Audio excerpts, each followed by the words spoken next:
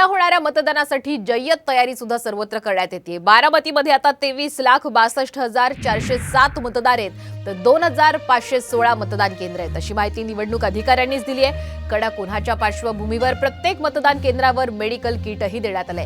एकाच ठिकाणी 5 पेक्षा अधिक मतदान केंद्र असल्यास मांडव सुद्धा घालण्यात येणार आहे। मतदान केंद्रांवर सेल्फी पॉइंट सुद्धा उभारण्यात येत आहेत।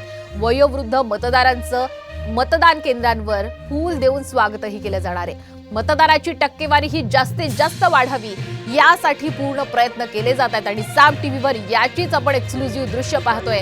कशा पद्धतीने मतदान केंद्रांवर आता ही तयारी जी आहे ही पूर्णतः झालेली आहे। लोकशाहीचा मोठा उत्सव हा सध्या पार पडतो आणि तिसऱ्या टप्प्यासाठी मतदान प्रक्रिया ही उद्या म्हणजे 7 मे रोजी होणार आहे आणि ही बारामतीतली थेट दृश्य आहेत।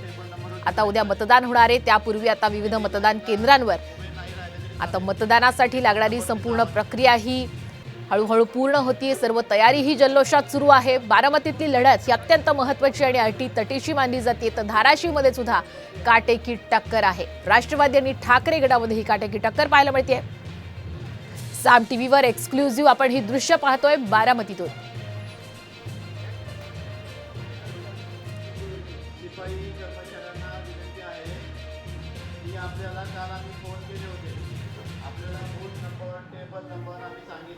वयोवृद्ध मतदारांचं सुद्धा फूल देऊन इथे स्वागत केलं जाणार आहे आणि उन्हाच्या पार्श्वभूमीवर या 11 महत्त्वाच्या लोकसभा मतदारसंघांमध्ये सुद्धा जय्यत तयारी करण्यात आलेली आहे। जिथे 5 पेक्षा अधिक मतदान केंद्र आहेत तिथे मांडव सुद्धा घालण्याचे आदेश देण्यात आलेले आहेत आणि मतदारांचा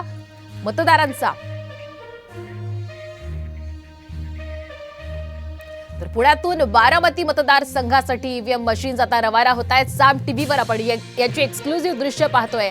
बारामतीतील लढत ही अत्यंत महत्त्वाची अटीतटीची मानली जाते आणि आता पुण्यातून बारामतीला ईव्हीएम मशीन रवाना होत असल्याची थेट दृश्य आपण साम टीव्हीवर सर्वात आधी एक्सक्लुझिव्ह पाहत आहोत।